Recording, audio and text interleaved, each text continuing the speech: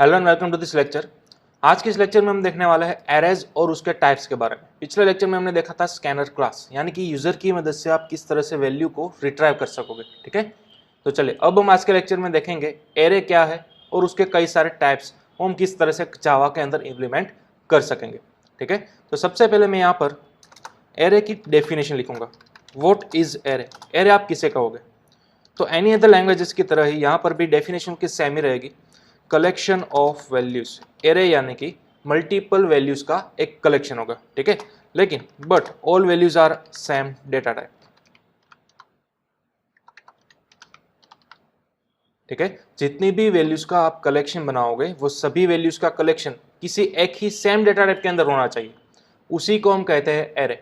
Right, अब चले array का यूज हमें किस तरह से पढ़ा, क्यों हमें एरे का यूज करना होगा, तो उसके लिए एक सिंपल मैं डेमो बताऊंगा। यहाँ पर सपोज आपके पास एक वेरिएबल है ए।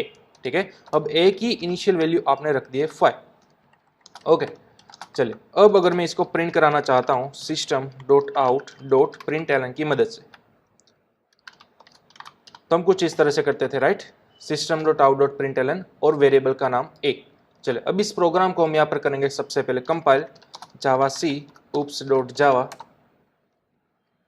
एंड देन आफ्टर फाइल को करेंगे हम रन जावा oops। ठीक है, तो अब आप देख सकते हो आपको आउटपुट के अंदर 5 कंप्लीटली मिल चुका है। राइट, तो इस तरह से आप किसी भी वेरिएबल को प्रिंट करवा सकोगे। अब अगेन अगर आप चाहते हो कि ए के अंदर मुझे किसी नई वैल्यू को पुटअप करना है, for example A is equal to 7, तो हम कुछ इस तरह से लिखते थे। राइट, अब ए की वैल्यू क्या आएगी, गेस करो आप। पहले हमने रखा था ए के अंदर 5, अब हमने रखा ए के अंदर 7। ठीक है, तो अब क्या आ जानी चाहिए? आप बोलोगे कि सर 5 ही आएगा, कई बोलोगे कि सर 7 आएगा। ठीक है, तो दोनों में से कोई एक ही वैल्यू आ सकती है। अब वेरिएबल्स के रूल के मुताबिक जो भी आपकी पुरानी वैल्यू थी वो कंप्लीटली यहाँ पर रिमूव हो जाएगी, और जो नई वैल्यू थी फॉर एग्जांपल 7, तो वो एक ही पुरानी वैल्यू से रिप्लेस हो जाएगी। राइट, पहले एक की वैल्यू थी 5, लेकिन अब नई उसकी वैल्यू आ चुकी है 7। तो चलिए अब इस फाइल को हम करेंगे सबसे पहले यहाँ पर कंपाइल एंड देन आफ्टर अब हम करेंगे यहाँ पर रन। तो अब आप देख सकते हो आपको एज अ आउटपुट के अंदर 7 मिल चुका है। ठीक है, तो यानी कि एट अ टाइम वेरिएबल के अंदर कोई एक ही वैल्यू आप पुटअप करवा सकते हो। दो या फिर दो से ज़्यादा मल्टीपल्स वैल्यू आप एक वेरिएबल के अंदर एक ही साथ पुटअप नहीं करवा सकते। ठीक है, तो ये बाय डिफॉल्ट वेरिएबल का नेचर होता है। तो इसी प्रॉब्लम को हमें सॉल्व करना है। हमारा अल्टीमेट गोल क्या है कि एक ही वेरिएबल के अंदर हम जितनी चाहे उतनी वैल्यू पुटअप करवा सकते।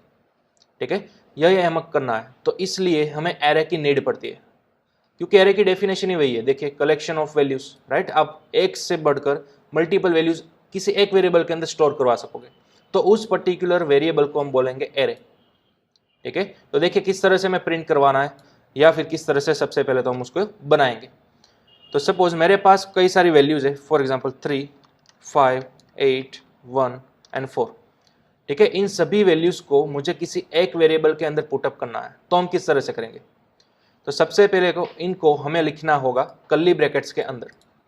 ध्यान रखिएगा, सबसे पहले हमें कलेक्शन बनाना है। ठीक है, इस तरह से जितनी भी वैल्यूज किसी हम एक वेरिएबल्स के अंदर पुटअप करना चाहते हैं उसका आप कलेक्शन बना लो, सेपरेट करो उन सभी को कोमा की मदद से। ठीक है, और उन सभी को पुटअप कर दो आप कर्ली ब्रैकेट्स के अंदर, एंड देन आफ्टर इस पूरे कलेक्शन को आप किसी वेरिएबल के अंदर स्टोर करवा सकते हो, फॉर एग्जाम्पल इंटीजर ए। ठीक है, तो ये हमारा क्या बन गया, एक कलेक्शन बन गया। लेकिन यहाँ पर आप देख सकते हो ये प्योर फिलहाल क्या है, इंटीजर वेरिएबल है, लेकिन हमें इस वेरिएबल को एरे के अंदर कन्वर्ट करना होगा। तो बड़ा ही सिंपल है, किसी भी वेरिएबल को आप कन्वर्ट करना चाहते हो एरे के अंदर, तो उस वेरिएबल के बाद आपको डायरेक्टली पुटअप कर देना है स्क्वायर ब्रैकेट्स इस तरह से। ठीक है, तो अब ये आपका सिंपल वेरिएबल नहीं है, बल्कि एक एरे है, एक कलेक्शन ऑफ वैल्यूज है। तो यहाँ पर आप देखिए आपके पास 5 अलग अलग टाइप्स की वैल्यूज है, 3, 5, 8, 1, 4। ठीक है, तो अब ये सभी कहाँ पर आ गई, इस ए नाम के एरे के अंदर आ गई। ठीक है, तो अब आप कहोगे कि सर क्या मैं अगर अब ए को प्रिंट करवाऊंगा तो क्या सभी वैल्यू प्रिंट हो जाएगी? चलिए देखते हैं, system dot out dot println and then after अगर हम यहाँ पर डायरेक्टली ए को प्रिंट करवाना चाहते हैं तो क्या होगा? चलिए यहाँ पर सबसे पहले फाइल को किया कंपाइल, देन आफ्टर रन। तो आप देख सकते हो आपको कुछ इस तरह का आउटपुट मिला। यह कोई रैंडम नंबर में मिला, यह कोई गार्बेज वैल्यू नहीं है। जब भी आपको जावा के अंदर इस तरह का कोई वैल्यू मिले तो इसको बोला जाता है एड्रेस वैल्यू। क्या बोला जाएगा? Address value. ठीक है, यहाँ पर आप देख सकते हो सबसे पहले आपको एक स्क्वायर ब्रैकेट दिखाई देगा, देन आफ्टर आपको दिखाई देगा कैपिटल आई। अब ये कैपिटल आई क्या है? जावा के अंदर एरे को रिप्रेजेंटेशन करने के लिए बिल्ट इन क्लास बना हुआ होता है जिसको हम कैपिटल आई बोलते हैं। ठीक है, आई क्या है? एक जावा के अंदर बिल्ट इन क्लास है कि जिसकी मदद से आप यहाँ पर इस तरह से एरे बना सकोगे। Then after at the rate symbol के बाद आपको जो भी वैल्यू मिलती है वो इस पर्टिकुलर एरे की मेमोरी की एड्रेस वैल्यू होती है। यानी कि हम सभी को मालूम है कि कोई भी वेरिएबल हम बनाएंगे, राइट, वो मेमोरी के अंदर बनेगा। तो इस तरह एरे भी कहाँ पर बनेगा? वो भी एक मेमोरी के अंदर बनेगा। तो मेमोरी के अंदर एग्जैक्ट किस लोकेशन पर वो बना हुआ है उसका ये आपको एड्रेस दिखाई देगा एट द रेट सिंबल के बाद में। ठीक है, तो इस तरह से आप जब भी पूरे एरे को प्रिंट करोगे तो उसका मेमोरी एड्रेस दिखाई देगा। ठीक है, लेकिन हमें मेमोरी एड्रेस का कोई काम नहीं है, हमें क्या काम है? इनकी एक्चुअल वैल्यूज का।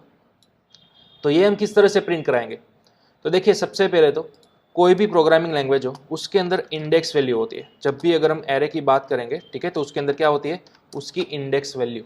अब इंडेक्स वैल्यू यानी कि क्या? सपोज आपने ए नाम के एरे के अंदर टोटल कितने एलिमेंट्स सेव किए? 5 एलिमेंट्स, राइट। तो ये 5 एलिमेंट्स की कुछ पोजीशन होती है एरे के अंदर जिसको हम बोल सकते हैं इंडेक्स वैल्यू। सपोज ये एक हमारा रो हाउस है, ठीक है, इस रो हाउस के अंदर 5 फैमिली मेंबर्स है। ठीक है, सबसे पहला फैमिली मेंबर है 3, तो उसकी पोजीशन होगी 0 पर।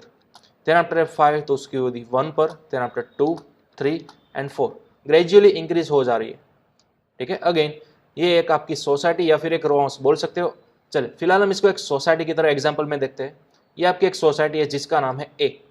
ठीक है, अब इस सोसाइटी के अंदर आपके पास 5 रो हाउस अवेलेबल है। तो 5 के 5 रो हाउस के क्या हो गए? हाउस नंबर हो गए, राइट, जिसको हम घर नंबर बोलते हैं। तो यहां पर घर नंबर को हम बोलेंगे इंडेक्स वैल्यू। ठीक है, किसी एक रो हाउस का नाम है 3 कि जिसकी इंडेक्स वैल्यू क्या होगी? 0 होगी। अब हम सभी को मालूम है, हम कोई भी सोसाइटी की अगर हम बात करें जिसके अंदर कितने भी सारे हाउसेस हो सकते हैं, तो सभी के हाउस नंबर कहाँ से स्टार्ट होता है? जनरली 1 से स्टार्ट होता है, राइट। लेकिन प्रोग्रामेटिकली इंडेक्सिंग वैल्यू कंपल्सरी 0 से स्टार्ट होगी एरे की अगर हम बात करें तो। ठीक है, ये ओवरऑल रूल है, कोई भी प्रोग्रामिंग लैंग्वेज आप पकड़ लो, सभी के अंदर जब भी आप एरे बनाओगे इसके अंदर जितने भी आप वैल्यूज रखोगे, ठीक है, उन सभी को एलिमेंट्स बोला जाएगा। क्या बोला जाएगा? एलिमेंट्स। तो सभी एलिमेंट्स की index value always and always 0 से ही स्टार्टअप होगी। ठीक है, तो याद रखना आप इंडेक्स वैल्यू क्या है और एलिमेंट्स क्या है। एलिमेंट्स यानी कि आपकी एक्चुअल वैल्यू। ठीक है, यहाँ पर हमारे पास कितने एलिमेंट्स है? 5 एलिमेंट्स है।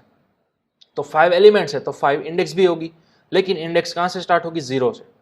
ठीक है, तो अब देखिए, अगर आपको ये 8 प्रिंट करवाना है, ध्यान रखिएगा, मेरे पास 5 अलग अलग टाइप्स के एलिमेंट्स हैं, मुझे सिर्फ और सिर्फ आउटपुट के अंदर ये 8 चाहिए। ठीक है, तो ये 8 किस पोजीशन पर है, यानी कि किस इंडेक्स वैल्यू पर है, वो आपको पता होना चाहिए। तो देखिए, इसकी इंडेक्स वैल्यू कितनी है? 2। तो मुझे यहाँ पर अगर 8 को प्रिंट करवाना है तो मुझे सिंपल इस तरह से लिखना होगा, A and then after square bracket के अंदर उसकी इंडेक्स वैल्यू। तो इसको बोला जाएगा ए ऑफ 2। ठीक है, इसको प्रोनाउंस किस तरह से बोला जाएगा? ए ऑफ 2। ओके, चले, तो अब किया क्या करेगा? पूरे रो हाउस के अंदर जाएगा, पूरी सोसाइटी के अंदर जाएगा, ए नाम की सोसाइटी के अंदर। वहां पर आपको पहुंचना था 8 तक, लेकिन 8 का घर नंबर कितना था? 2 था ना। तो आप सोसाइटी के अंदर गए, 2 नंबर के घर तक गए। ठीक है, जैसे ही आप 2 नंबर के घर तक पहुंच गए, आपको मिल गया आपका फ्रेंड 8। बस इस तरह से आपको इमेजिन करना है, राइट। चलिए, अब मैंने सेव किया फाइल को, अगेन यहाँ पर किया compile and then after run. तो अब आपको देखना है यहाँ पर आपको 8 मिल चुका है। ठीक है, तो इसी तरह से आप सभी को बड़ी आराम से 1 बाय 1 प्रिंट करवा सकोगे। सपोज इसी लाइन को हम अगेन कॉपी करेंगे। अब यहाँ पर अगर मैं लिखूँ ए ऑफ 0 तो क्या आएगा? तो आप बोलोगे कि सर ए ऑफ 0 पर क्या है? 3 आएगा। ठीक है, तो ऑब्वियसली हमें आउटपुट के अंदर क्या मिलना चाहिए? 3 मिलना चाहिए। देखिए, मैं फाइल को यहाँ पर कंपाइल एंड रन कराऊंगा तो अब आपको मिल चुका है 3। ठीक है, तो इस तरह से आप पूरे एरे को 1 बाय 1 प्रिंट करा सकते हो। तो चलिए, अगर हमें सभी की वैल्यू प्रिंट करानी है तो हमें इस तरह से कितने सिस्टम डॉट आउट लिखने होंगे? 5 टाइम्स। ठीक है, तो चलिए 1 बाय 1 में प्रिंट कराता हूँ। सबसे पहले लिखना होगा मुझे A of 0, then after A of 1, उसके बाद A of 2, then after A of 3 and last A of 4। ठीक है, तो इस तरह से मैंने 5 अलग अलग टाइप के प्रिंट एलन स्टेटमेंट्स लिख दिए। चलिए, अब मैंने किया सेव, देन आफ्टर यहाँ पर कंपाइल एंड रन। तो अब आप देख सकते हो आपको पूरा एरे प्रिंट होकर मिल चुका है, राइट, 3 से लेकर 4 तक। तो इस तरह से आपका सिंपल एरे यहाँ पर बनता है, राइट, और आपको इस तरह से आपको प्रिंट भी करवाना होता है। ठीक है, ये आपका फर्स्ट स्टेप था, फर्स्ट मेथड थी। इस तरह से आप एरे को बना सकोगे। ठीक है, हमारा टॉपिक्स क्या है आज का, एरे क्या है वो और उसके टाइप्स। तो एरे की डेफिनेशन तो हमने समझ ली, बेसिक लेवल का एरे हमने समझ लिया, एग्जैक्टली क्या होता है, किस तरह से बनाना होता है और किस तरह से प्रिंट कराना होता है। लेकिन ये जो टाइप का हमने एरे देखा ना, उसका एक टाइप है। सबसे पहले तो मैं यहाँ पर मल्टी लाइन कमेंट के अंदर एरे के टाइप्स आपको मेंशन कर दूंगा, टाइप्स ऑफ एरे। ठीक है, अब एरे के कई सारे टाइप्स हो गए। फॉर एग्जांपल सबसे पहला होता है आपका 1D एरे, देन आफ्टर आपका होता है 2D एरे। ठीक है, 2D एरे को आप बोल सकते हो मल्टी डायमेंशनल एरे। ठीक है, जब भी प्रोग्रामिंग लैंग्वेजेस के अंदर बात होती है मल्टी डायमेंशनल एरे की, तो वो होता है आपका 2D array, then after 3D 4D up to so on. जितने चाहो उतने डायमेंशन के आप एरे बना सकते हो। ठीक है, लेकिन फिलहाल हमने जो एरे बनाया है वो है आपका 1D एरे। ठीक है, 1D एरे और 2D एरे आप कई अलग अलग तरीकों से बना सकते हो। ठीक है, मैं आपको सभी मेथड्स दिखाऊंगा स्टेप बाय स्टेप। तो ये हमने जो देखा फिलहाल वो था आपका 1D एरे यानी कि 1 डायमेंशनल एरे। ठीक है, इसकी फर्स्ट मेथड थी। ठीक है, आप नोट डाउन कर दीजिएगा, ये था आपका 1D एरे, और ये 1D एरे बनाने की सबसे इजीएस्ट मेथड थी। आप कई अलग अलग तरीकों से भी बना सकोगे। ठीक है, देखिए सबसे पहले तो मैं यहाँ पर नोट डाउन कर देता हूँ, ये थी आपकी फर्स्ट मेथड। ओके, चलिए अब इसको मैं करता हूँ इस तरह से कमेंट आउट। चलिए अब सेकंड मेथड देखते हैं। अब सेकंड मेथड के अंदर क्या होगा वो देखिए। सपोज मुझे एक इंटीजर b नाम का एरे बनाना है। ठीक है, लेकिन मुझे एम्प्टी एरे बनाना है। तो एनी अनदर लैंग्वेजेस के अंदर आप यहाँ पर क्या पास कर सकते थे, लिमिट वैल्यू। सपोज मुझे इन फ्यूचर b नाम के एरे के अंदर 5 एलिमेंट्स लेने हैं, तो मैं यहाँ पर स्पेसिफाई कर सकता था 5, और इस तरह से आप कर सकते थे। राइट, फॉर एग्जाम्पल सी या फिर C++ की हम बात करें तो इस तरह से आप अपना 1D एरे बना सकते थे एम्प्टी। ठीक है, लेकिन जावा के अंदर ऐसा पॉसिबल नहीं है। देखिए सबसे पहले तो मैं सेव करूंगा, अगेन यहाँ पर करता हूँ कंपाइल, तो अब आप देख सकते हो यहाँ पर आपको एरर मिल चुकी है। राइट, तो इस तरह से आप जावा के अंदर एम्प्टी एरे नहीं बना सकते, ध्यान दीजिएगा। ठीक है, एम्प्टी एरे अगर आपको बनाना है तो फिर आपको कुछ एक्स्ट्रा चीज करनी होगी। देखिए यहाँ पर आपको इक्वल टू करने के बाद कीवर्ड लिखना है new, and then after data type जो आपने यहाँ पर स्पेसिफाई की थी ना इंटीजर, वो अगेन आपको यहाँ पर स्पेसिफाई करनी है कुछ इस तरह से। ठीक है, तो अब ये आपका क्या हो गया, एक परफेक्ट एम्प्टी एरे हो गया। लेकिन ये जो आपने यहाँ पर लिखा था ना, ठीक है, 5 नाम की जो लिमिट वैल्यू, वो अब आपको यहाँ पर लिखनी है राइट हैंड साइड पर। तो ये थोड़ी सी आपको वियर्ड सिंटेक्स लगेगी, लेकिन जावा के अंदर आप इसी तरह से एम्प्टी एरे बना सकते हो। ठीक है, चलिए मैंने सेव किया, अगेन यहाँ पर करता हूँ कंपाइल, तो अब आप देख सकते हो हमें कोई भी एरर नहीं मिली, और रन करता हूँ तो भी हमें कोई एरर नहीं मिली। ठीक है, तो ये थी आपकी सेकंड मेथड एम्प्टी एरे को बनाने की। ठीक है, ध्यान दीजिएगा, एनी अदर प्रोग्रामिंग लैंग्वेजेस की तरह आप यहाँ पर सिंपली एरे नहीं बना सकते, आपको कंपलसरी इसी सिंटेक्स को फॉलो थ्रू करना होगा। ओके, तो ये है आपका एम्प्टी एरे बी, और लिमिट अगर आप लगाना चाहते हो तो आपको कंपलसरी यहाँ पर राइट हैंड साइड पर ही लगानी होगी, आप यहाँ पर नहीं लगा सकते। ओके, तो चलिए अभी आपका एम्प्टी एरे हो गया, यानी कि आपके पास इंडेक्स वैल्यू कितनी अवेलेबल है, 0 1 2 3 एंड 4। राइट, आपने यहाँ पर जैसे ही 5 बोल दिया तो आपके पास 5 अलग अलग पोजीशन फिलहाल एम्प्टी है, इस पोजीशन पर फिलहाल कोई भी एलिमेंट मौजूद नहीं है। ठीक है, तो सपोज मुझे स्टेप बाय स्टेप इन सभी पोजीशन पर मैन्युअली अपनी कस्टम वैल्यूज इंसर्ट करानी है, यानी कि इस तरह से। ठीक है, तो अब आप इस तरह से कर्ली ब्रैकेट्स का यूज नहीं कर सकोगे। सपोज अब आप बोलोगे क्या मैं इस तरह से एरे को फिलअप करवा सकता हूँ 5 अलग अलग एलिमेंट्स की मदद से? नहीं, एक बार आपने एम्प्टी एरे बना लिया ना, फिर आप इस तरह से नहीं बना सकते। कर्ली ब्रैकेट्स का यूज कभी भी आप नहीं कर सकते। कर्ली ब्रैकेट्स का यूज ओनली एंड ओनली कब कर सकोगे, जब आप इस तरह से एरे बनाओगे तभी। ठीक है, एक बार ऊपर आपने एम्प्टी एरे बना लिया, देन आफ्टर नीचे आप इस तरह से कर्ली ब्रैकेट की मदद से नहीं बना सकोगे। तो अब आपको किस तरह से एरे को फिलअप करना है, हमारे पास 5 अलग अलग टाइप्स की क्या है पोजीशन वैल्यू अवेलेबल है। राइट, तो अब सपोज मुझे इसके अंदर, ठीक है, ये जो थर्ड एलिमेंट है मेरा, यानी कि थर्ड नंबर की पोजीशन वैल्यू, उसके अंदर मुझे एरे को, यानी कि एरे का एक नया एलिमेंट इंसर्ट करवाना है। तो सबसे पहले मुझे यहाँ पर लोकेशन देना होगा कि पूरे बी नाम के एरे के अंदर मुझे थर्ड पोजीशन के अंदर एक नया एलिमेंट चाहिए, फॉर एग्जाम्पल 7। दैट्स ऑल, मैं इस तरह से इंसर्ट करवा सकता हूँ। ठीक है, तो अब यहाँ पर थर्ड पोजीशन पर कौन सा वैल्यू आ चुका है, 7। ठीक है, अब अगर आप चाहो तो उसको प्रिंट भी करवा सकते हो। तो फॉर एग्जाम्पल system.out.println एरे का नाम लिखो b एंड देन आफ्टर उसकी पोजीशन लिखो 3। ठीक है, तो अब इस लाइन का आउटपुट क्या आना चाहिए, 7 आना चाहिए, राइट। तो चलो मैंने सेव किया, again compile and then after run.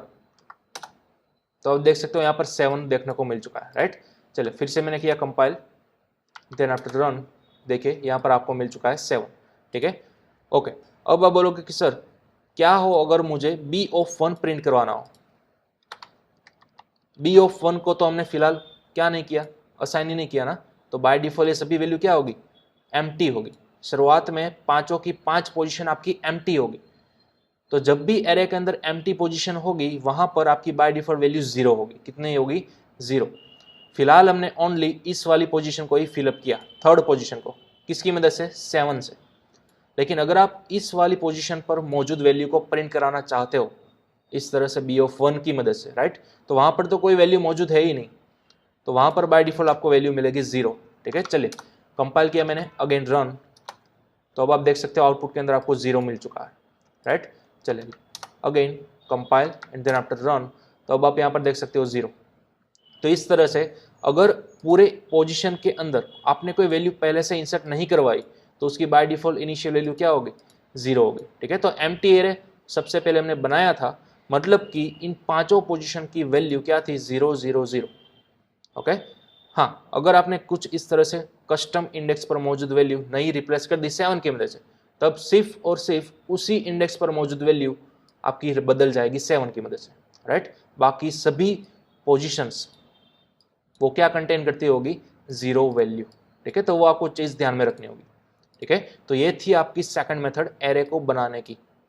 ठीक है, इसको खास आप ध्यान में रखिएगा, इस तरह से भी आप एरे बना सकते हो। ओके, चलिए अब इसका स्क्रीनशॉट ले सकते हो आप। यहाँ पर भी आप छोटे छोटे चेंजेस कर सकते हो। सपोज जावा के अंदर आपको फ्लेक्सिबिलिटी दी जाती है कि अगर आपको इस साइड यानी कि बी की राइट साइड स्क्वायर ब्रैकेट्स नहीं अप्लाई करने, तो आप इस साइड भी कर सकते हो, लेफ्ट साइड भी। ठीक है, तो ये भी सही है। देन आफ्टर आप इस तरह से इंटीजर के बगल में भी कर सकते हो डायरेक्टली। ठीक है, तो छोटे छोटे हैक्स है, छोटे छोटे फ्लेक्सिबिलिटी। आप यहाँ पर नहीं चाहते हो, आप यहाँ पर चाहते हो तो भी आप कर सकते हो। ठीक है, सेम यहाँ पर भी यही रूल अप्लाई होता है। ऐसा ज़रूरी नहीं है कि आपको स्क्वायर ब्रैकेट यहीं पर करना है, ए के राइट साइड, आप लेफ्ट साइड भी कर सकते हो, इवन इंटीजर के एग्जैक्ट बगल में भी कर सकते हो। ओके, चलिए तो इसका आप स्क्रीनशॉट ले लो, यह था आपका सेकंड मेथड। हाँ, इस वाली लाइन को आप क्या बोल सकोगे, प्रोग्रामेटिक अगर आप बोलना चाहो तो इसको आप बोलोगे डिक्लेरेशन एंड इंस्टेंशिएशन। ठीक है, इस वाली लाइन को हम क्या बोलोगे, डिक्लेरेशन भी आपने किया और साथ ही साथ इंस्टेंशिएशन भी किया। ठीक है, यहाँ पर जब भी आपने बी नाम का एरे बनाया, जितना यहाँ तक लिखा, जितना कि मैंने सिलेक्ट किया, उस वाले पार्ट को बोला जाएगा डिक्लेरेशन और इस वाले पार्ट को बोला जाएगा इंस्टेंशिएशन। ठीक है, और ये वाला जो पार्ट है जहाँ पर आप एक्चुअल में वैल्यू असाइन करते हो, ठीक है, इसको क्या बोला जाएगा, इनिशियलाइजेशन।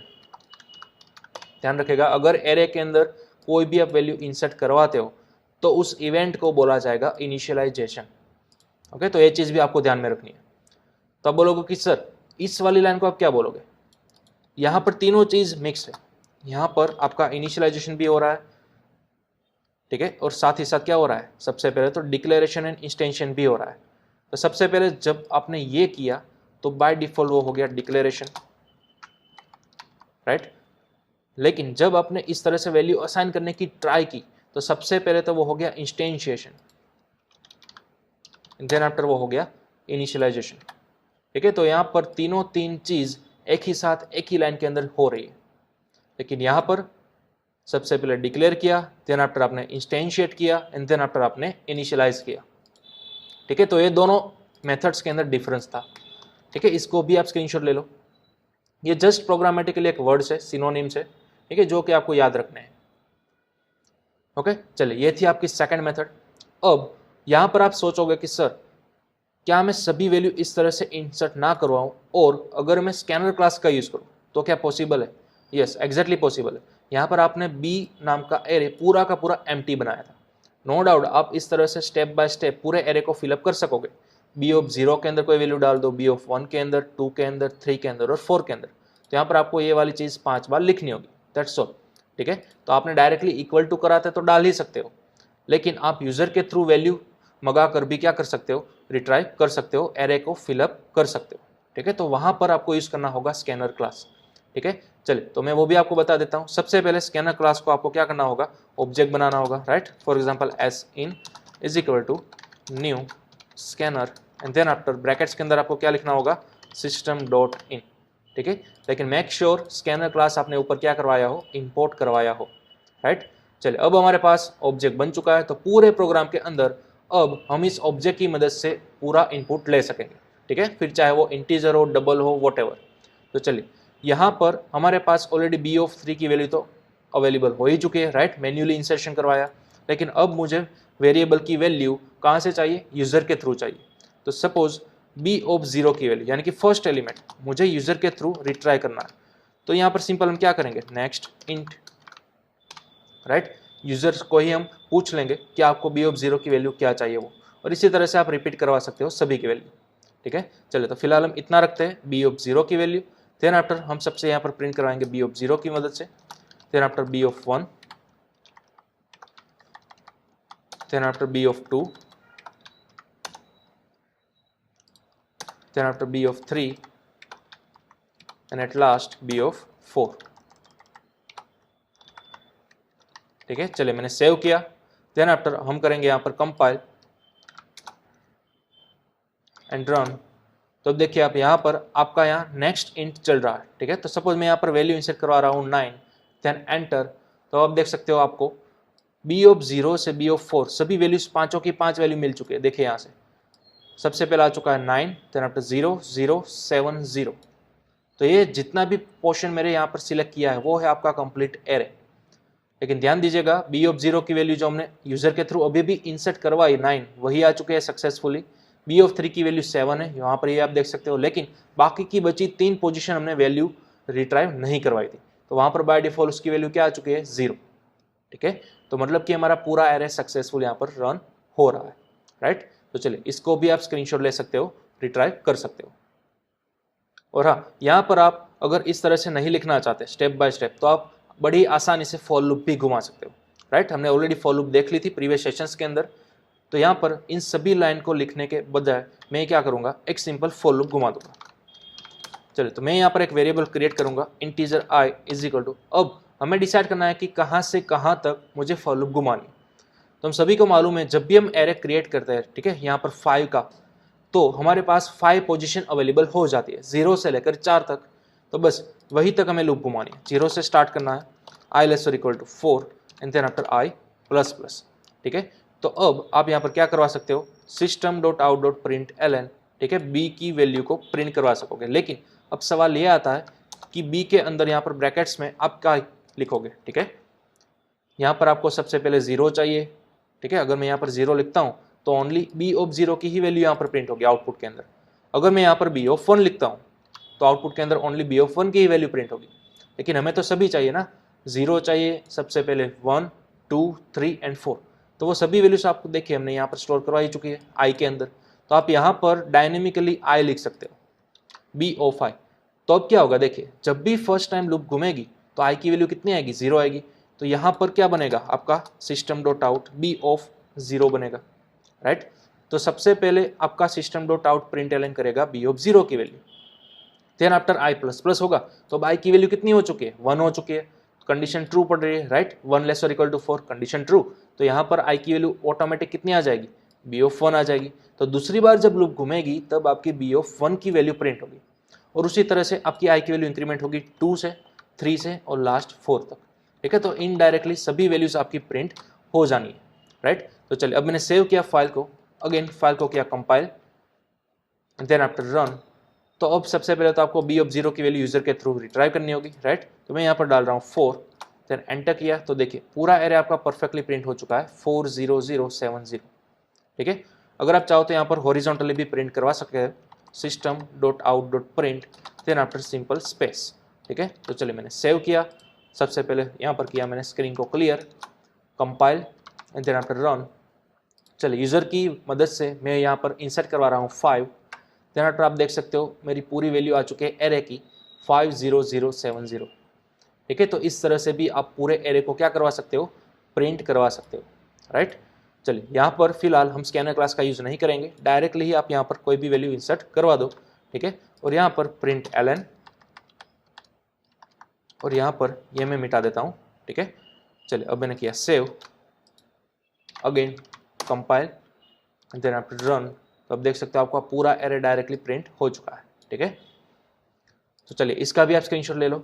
इस तरह से आप एरे के अंदर लूप भी घुमा सकते हो, ओके।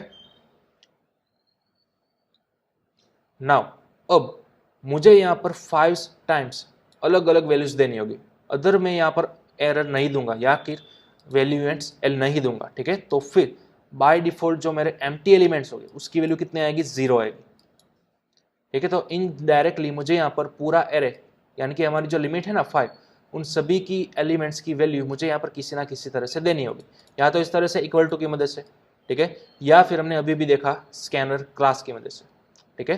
तो फिलहाल मैं यहाँ पर इक्वल टू की मदद से दे रहा हूँ, ओके। चलिए सबसे पहले हम स्टार्ट करेंगे बी ऑफ 0 की मदद से, देन आफ्टर बी ऑफ 1 उसकी हम कुछ रैंडम वैल्यू 5 कर देते हैं, देन आफ्टर बी ऑफ 2 उसकी value 3, then after B of 3 उसकी value suppose 7, and at last B of 4 उसकी वैल्यू 2, ठीक है। तो इस तरह से मैंने पूरे एरे की वैल्यू मैन्युअली इस तरह से असाइन कर दी, ठीक है। देन आफ्टर हम इस एरे को करवा रहे हैं प्रिंट, ठीक है। तो चलिए मैंने सेव किया, अगेन यहाँ पर किया कंपाइल, देन आफ्टर रन, तो अब आप देख सकते हो आपका पूरा एरे परफेक्टली प्रिंट होकर आ चुका है, ठीक है। तो इस तरह से भी आप डायरेक्टली वैल्यूज असाइन करवा सकते हो और फॉर लूप की मदद से उसको प्रिंट भी करवा सकते हो, ओके। लेकिन इसके अंदर चीज क्या होगी, एक एरर आएगा। देखिए सपोज इन केस आगे जाकर मैं इसकी लेंथ बढ़ा दूंगा, फॉर एग्जांपल 7 कर दी, ठीक है। तो यहाँ पर मैंने एक्स्ट्रा एलिमेंट भी क्या कर दिए, ऐड करवा दिए, राइट। सपोज बी ऑफ 5 उसकी वैल्यू मैंने रख दी अगेन 3, बी ऑफ 6 उसकी वैल्यू मैंने रख दी फॉर एग्जांपल 2। तो चलिए जब यहाँ पर आपने स्पेसिफाई किया पूरे एरे की साइज 7, तो आपकी इंडेक्स वैल्यू हम सभी को मालूम है 0 से लेकर 6 तक अवेलेबल हो जाएगी, तो हमें इनडायरेक्टली 7 एलिमेंट्स की वैल्यू यहाँ पर इंसर्ट करवानी होगी।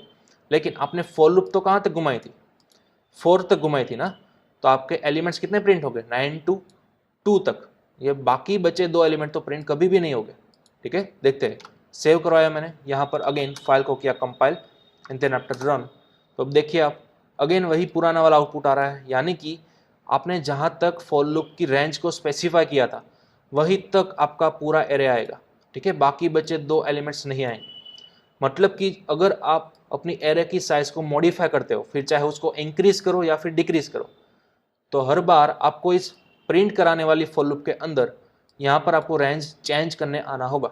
सपोज हमारे केस की बात करें तो सबसे पहले हमारे पास 4 इंडेक्स वैल्यू थी, लेकिन अब मैक्सिमम हमारे पास कितनी है, 6, तो हमें यहाँ पर लिखना होगा 6, तब जाकर हमें परफेक्ट आउटपुट मिलेगा। देखिए कंपाइल किया मैंने, देन आफ्टर रन किया, तो अब आपको पूरा आउटपुट देखने को मिल रहा है 7 वैल्यूज, ठीक है। अदरवाइज पहले क्या होता था, जब हमने यहाँ पर 4 लिखा था तो पहली 5 वैल्यू से हमें प्रिंट होकर देखने को मिलती थी, राइट। तो इस तरह से आपको यहाँ पर नहीं करना है।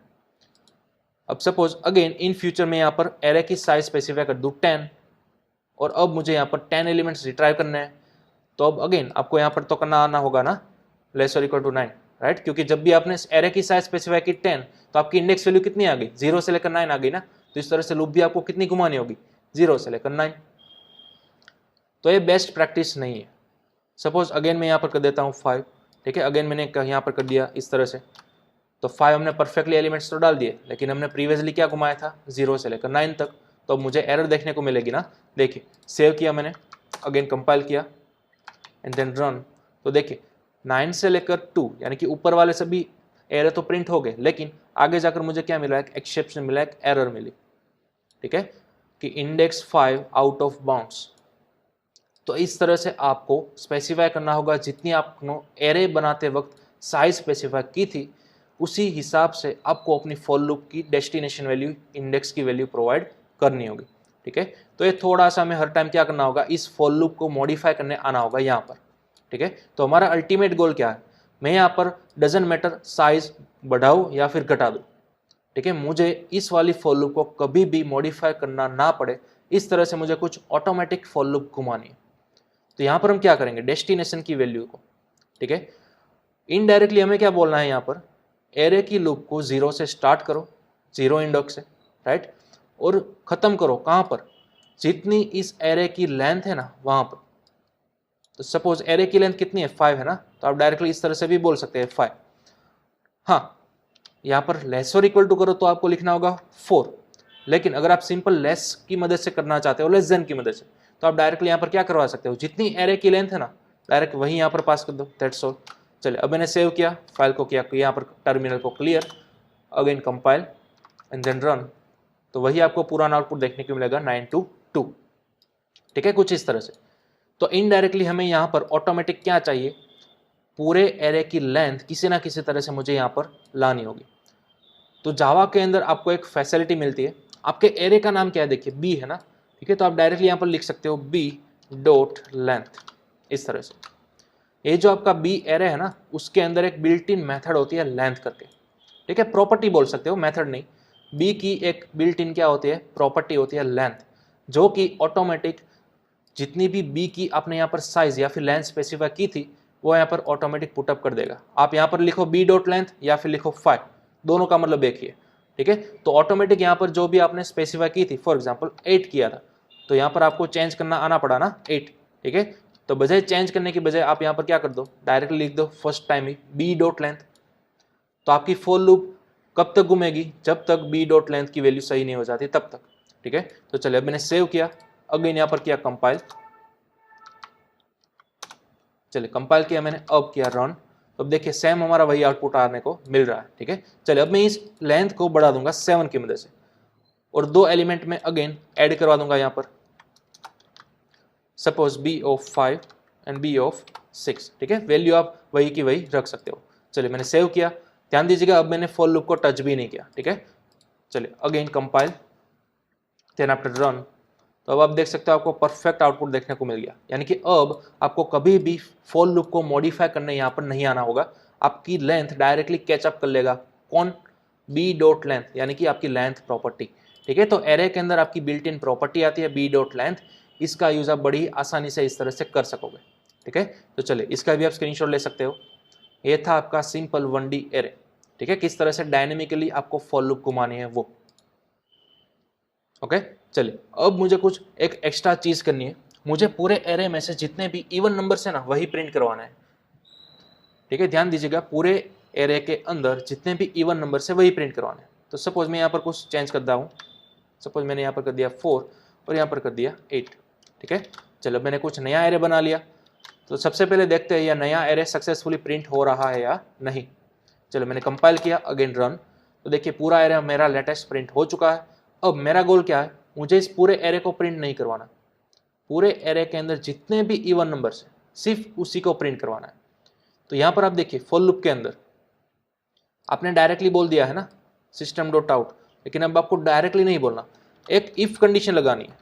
क्या लगाना है, एक इफ कंडीशन, एक वैलिडेशन लेयर लगानी है कि अगर कोई स्पेसिफिक कंडीशन ट्रू होगी तभी आप यहाँ पर प्रिंट करवाओगे system dot out dot println वाली चीज, ठीक है, इस तरह से। तो वो कंडीशन क्या होगी, किस तरह से हम पूरे एरे के अंदर से इवन नंबर्स फाइंड कर सकेंगे। तो यहाँ पर बड़ा ही सिंपल लॉजिक है कि एरे के ईच एंड एवरी एलिमेंट को आपको मॉड्यूलो करना है 2 की मदद से, और अगर उसका रिमाइंडर बचता है 0 तो फिर आप उस पर्टिकुलर एलिमेंट को क्या बोल सकोगे, इवन नंबर बोल सकोगे। तो बस उसी को हमने करवाया है प्रिंट, ठीक है। माइट भी आप सी या फिर C++ के अंदर ये चीज ऑलरेडी कर चुके होगे, राइट। किसी की एरे का नंबर आपको करना है डिवाइड 2 से, अगर उसका रिमाइंडर बचता है 0 देन आप बोल सकते हो श्योर कि वो पर्टिकुलर नंबर क्या है, आपका इवन नंबर है, तो तभी आप क्या कराओ, उसको प्रिंट कराओ, अदरवाइज नहीं, ओके। तो चलिए मैंने सेव किया, यहाँ पर अगेन मैंने किया कंपाइल देन रन, तो अब आप देख सकते हो पूरे एरा प्रिंट नहीं हुआ, 8, 2 एंड 4 3 ही एलिमेंट प्रिंट हुए, ठीक है। ध्यान दीजिएगा 8, ये 2 और ये 4, तो यही तीनों नंबर्स आपके पूरे एरे में क्या थे, इवन नंबर्स हैं, राइट। तो बड़ा ही सिंपल लॉजिक आप इस तरह से भी फॉर लूप के अंदर लगा सकते हो।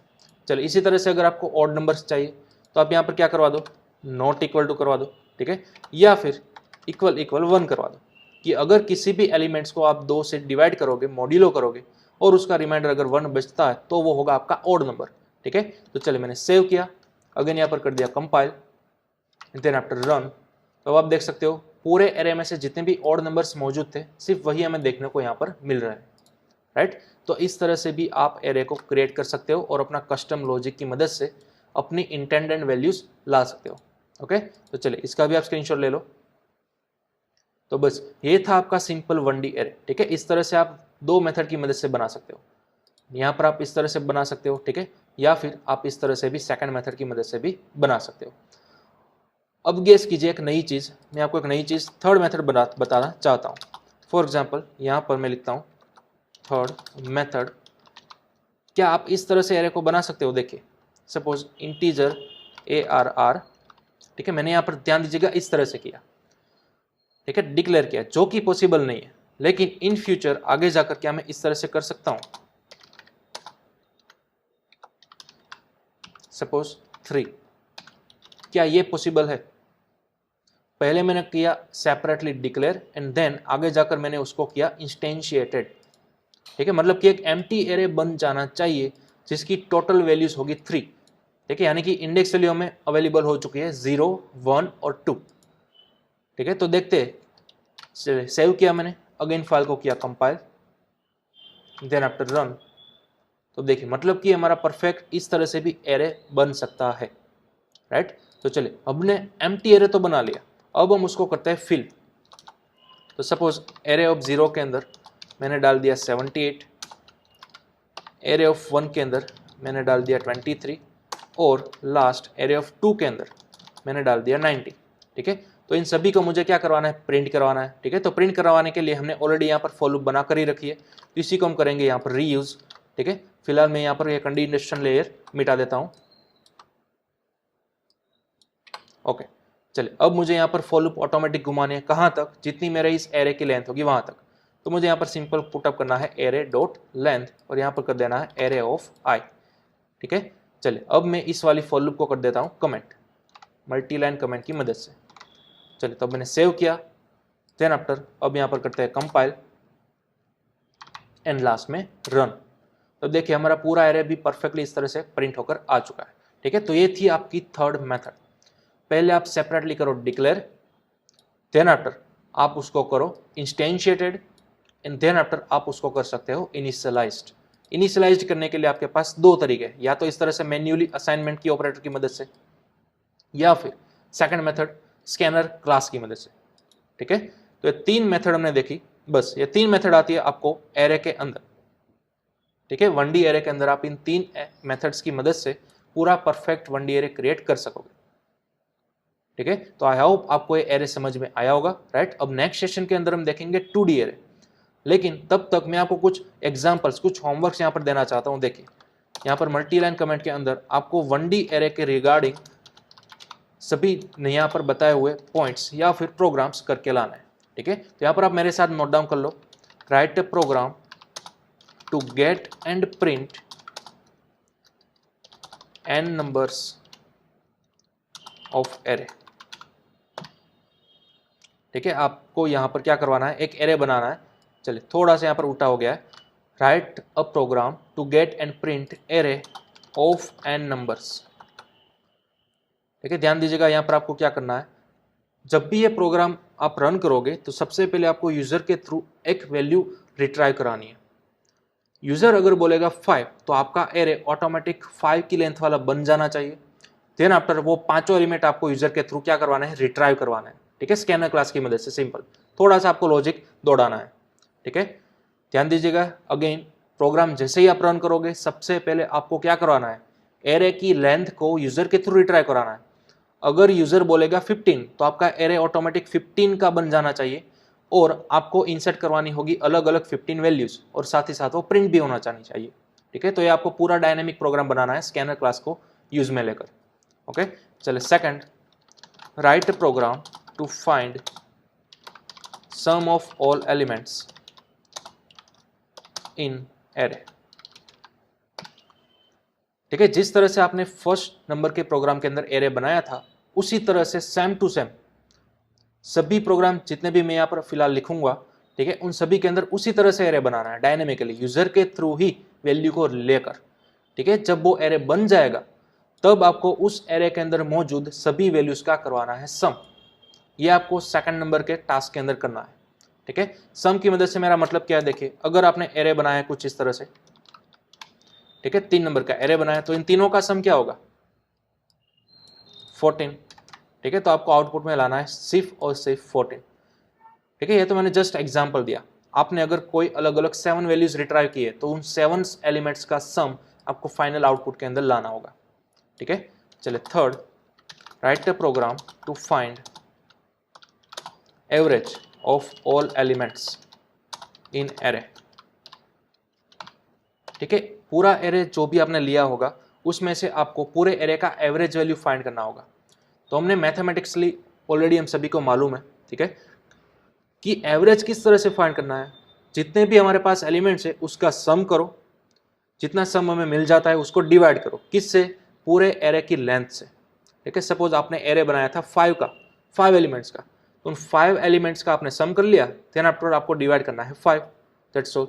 अगर आपने 10 एलिमेंट का एरे बनाया तो सबसे पहले तो 10 से 10 एलिमेंट का आप क्या कर लो, सम रिट्राई कर लो, देन आफ्टर उसको डिवाइड कर दो 10 से। ठीक है, तो वो आपका हो गया एवरेज वैल्यू। ओके, चलिए next, write a program to perform addition of 2 arrays and store it into another array। तो यहाँ पर फोर्थ प्रोग्राम में क्या करना है, आपको 2 अलग अलग एरे लेने हैं और उन दोनों एरेस का सम करना है, एडिशन करना है, और उससे बना हुआ आउटपुट आपको किसी तीसरे एरे के अंदर स्टोर करना है। ठीक है, फॉर एग्जांपल देखिए आपको करना क्या है, सपोज मेरे पास एक फर्स्ट एरे है ए, इसके अंदर मेरे पास 4 एलिमेंट्स अवेलेबल है इस तरह से। ठीक है, इसी तरह मुझे एक नया एरे बनाना है, फॉर एग्जांपल बी, इसके अंदर भी आप जो भी चाहो वो एलिमेंट्स रिट्राइव कर सकते हो। फॉर एग्जांपल कुछ इस तरह से मैंने रिट्राइव कर लिए। ठीक है, तो अब देखिए हमारे पास 2 एरे आ चुके हैं, एरे नंबर ए और एरे बी। ठीक है, तो अब इन दोनों का सम मुझे किसी तीसरे एरे के अंदर डालना है, तो इनडायरेक्टली आपको इन सभी का सम करना है। ठीक है, और किसी तीसरे अंदर, फॉर एग्जांपल सी के अंदर मुझे रिट्राई करना है। तो फॉर एग्जांपल एरे ए का फर्स्ट एलिमेंट और एरे बी का फर्स्ट एलिमेंट, इन दोनों का सम क्या होगा, 4 + 1 5 होगा। तो यहाँ पर सी के अंदर फर्स्ट एलिमेंट बनेगा 5, गॉट इट। इसी तरह से एरे का दूसरा एलिमेंट और बी एरे का दूसरा एलिमेंट, इन दोनों का सम क्या होगा, 2 + 6 8। देन आफ्टर यहाँ पर एरे ए और एरे बी, इन दोनों का सम क्या होगा, 3 + 2 5, और उसी तरह लास्ट 1 + 8। ठीक है, तो यहाँ पर होगा 9। तो अब आपका सी नाम का जो नया एरे होगा वो ऑटोमेटिक इस तरह से बन जाएगा और प्रिंट भी हो जाना चाहिए। ठीक है, तो ये पूरा प्रोग्राम डायनेमिकली करना है। आपको एरे ए की लेंथ यूजर के थ्रू रिट्राई करनी है। यूजर बोलेगा 5, तो ए 5 का होना चाहिए, बी भी 5 का होना चाहिए और सी भी 5 का होना चाहिए। ठीक है, तो ये आपको ध्यान में रखना है, तीनों का डायमेंशन सेम ही होना चाहिए। ओके, तो ये मतलब था मेरा परफॉर्म एडिशन से। ठीक है, अब चलिए इसी तरह से यही वाला सेम प्रोग्राम थोड़ा सा आपको नेसेसरी दिखेगा। यहाँ पर 5th प्रोग्राम है, write program to perform merge या फिर merging of 2 arrays and store it into another array. तो यहाँ पर क्या डिफरेंस है एडिशन के अंदर और मर्जिंग के अंदर। तो सपोज यहाँ पर सबसे पहले आपको 2 एरे ले लेना है, राइट। यहाँ पर मैंने ऑलरेडी ले चुके हैं ए और बी। अब इन दोनों का आपको सम नहीं करना, इन दोनों को आपको मर्ज करना है और स्टोर करना है किसी अनदर एरे के अंदर। तो यहाँ पर क्या करना है, देखिए मर्ज यानी कि कंबाइन करना। सी नाम के एरे के अंदर आपको पूरा ए को भी स्टोर करना है और पूरे बी को भी स्टोर करना है। तो सबसे पहले ये जो 4 एलिमेंट है ना, उसको आप कॉपी कर लो सी एरे के अंदर। देन आफ्टर बी के सभी एलिमेंट्स आप कॉपी कर लो अगेन सी के अंदर, इस तरह से। तो आपका सी का एरे देखिए कुछ इस तरह से दिखेगा और आपको आउटपुट के अंदर भी इसी तरह से लाना है। थोड़ा सा आपको सोचना होगा कि क्या करना है, थोड़ा सा लॉजिक आपको दौड़ाना होगा। ठीक है, ध्यान दीजिएगा एडिशन और मर्जी के अंदर डिफरेंस। ठीक है, एडिशन के अंदर अगर एरे की साइज 4 थी, ठीक है, ध्यान दीजिएगा एरे की साइज अगर यहाँ पर 4 थी तो आपको कंपलसरी बी को भी 4 डायमेंशन के अंदर लेना था और सी को भी 4 के अंदर ही लेना था। ठीक है, लेकिन यहाँ पर क्या होता है, यहाँ पर आपको ऐसा कोई भी नहीं है। यहाँ पर अगर आपने लिया ए को 4, बी को 4, ठीक है, तो सी का वैल्यू ऑटोमेटिक क्या हो जाएगा, 8 हो जाएगा, राइट। क्योंकि इन दोनों का आप कंबाइन करोगे, मर्जिंग करोगे, तो ऑब्वियसली सी की वैल्यू तो बढ़ेगी ना, राइट। यहाँ पर आपको 8 पोजीशन चाहिए, तब जाकर आप एरे के 4 एलिमेंट और बी के 4 एलिमेंट्स यहाँ पर आप परफेक्टली कंबाइन कर सकोगे। ठीक है। और यहाँ पर नेसेसरी भी नहीं है कि इन दोनों की साइज भी सेम ही होनी चाहिए। सपोज यहाँ पर किसी ने लिखा 4, यहाँ पर किसी ने लिखा 2, ठीक है, तो आपने यहाँ पर 2 ही एलिमेंट स्टोर करवाना है। तो अब C की वैल्यू कितनी होगी, 6 होगी ना, ठीक है। इन दोनों की लेंथ को कॉपी किया, सम किया, तो अब 4 2 3 1 सबसे पहले आपने यहाँ पर कॉपी कर लिए, देन आफ्टर 1 6 कॉपी कर लिए, ठीक है। तो अब ये बाकी के बचे निकल जाएंगे, ठीक है। तो देखिए टोटल 4 + 2 6 एलिमेंट यहाँ पर परफेक्टली हो चुके हैं, राइट। तो इस तरह से आपको इन दोनों एरे को कंबाइन करना है और मर्ज कराकर किसी तीसरे एरे के अंदर स्टोर करवाना है, ठीक है। तो ये डिफरेंस है एडिशन के अंदर और मर्जिंग के अंदर। ओके, तो चलिए इसको आप स्क्रीनशॉट ले लो। ये था आपका 1D एरे का होमवर्क, ठीक है। नेक्स्ट सेशन तक जब तक हम मिलेंगे तब तक आपको पूरे 1D एरे के 5 प्रोग्राम्स कंप्लीटली बनाकर लाने हैं। ओके।